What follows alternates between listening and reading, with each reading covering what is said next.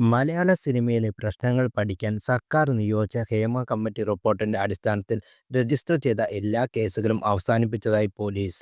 Committee മുൻപായി മൊഴി നൽകിയവർക്ക് കേസുമായി മുന്നോട്ടു പോകാൻ താൽപ്പര്യമില്ലാത്ത സാഹചര്യത്തിലാണ് ഈ നടപടി. ഈ വാർത്ത ഷെയർ ചെയ്തതുകൊണ്ട് നടി പാർവതി തിരുവോത്ത് സോഷ്യൽ മീഡിയയിൽ രൂക്ഷമായ വിമർശനം ഉന്നയിച്ചിരിക്കുകയാണ്. 5.5 വർഷമായില്ലേ ഹേമ കമ്മിറ്റി റിപ്പോർട്ട് സമർപ്പിച്ചിട്ട്, എന്തെങ്കിലും തീരുമാനമായോ എന്ന് പാർവതി മുഖ്യമന്ത്രിയോട് ഇൻസ്റ്റാഗ്രാമിലൂടെ ചോദിച്ചു. എന്തിനായിരുന്നു ഹേമ കമ്മിറ്റി രൂപീകരിച്ചത് എന്നതിൽ ഇനിയെങ്കിലും ശ്രദ്ധ കേന്ദ്രീകരിക്കാമല്ലോ അല്ലേ? സിനിമാ മേഖലയിൽ ആവശ്യമായ നിയന്ത്രണങ്ങളും മാറ്റങ്ങളും കൊണ്ടുവരാനുള്ള നയങ്ങൾ രൂപീകരിക്കുക എന്നായിരുന്നല്ലോ ആ കമ്മിറ്റി സമർപ്പിച്ച റിപ്പോർട്ടിന്റെ ലക്ഷ്യം, അല്ലേ? അതിൽ എന്താണ് മുഖ്യമന്ത്രി ഇപ്പോൾ സംഭവിക്കുന്നത്? വലിയ ധൃതിയൊന്നുമില്ല കേട്ടോ. റിപ്പോർട്ട് സമർപ്പിച്ചിട്ട് ആകെ 5.5 വർഷമായിട്ടേ അല്ലയോ കഴിഞ്ഞുള്ളൂ, പാർവതി ചോദിപ്പിക്കുന്നു. ഹേമ കമ്മിറ്റി റിപ്പോർട്ടിന്റെ അടിസ്ഥാനത്തിൽ 35 കേസുകളാണ് പോലീസ് രജിസ്റ്റർ ചെയ്തത്. ഇതിൽ ആദ്യഘട്ടത്തിൽ 21 കേസുകൾ അവസാനിപ്പിച്ച് പ്രത്യേക അന്വേഷണ സംഘം കോടതി റിപ്പോർട്ട് നൽകിയിരുന്നു.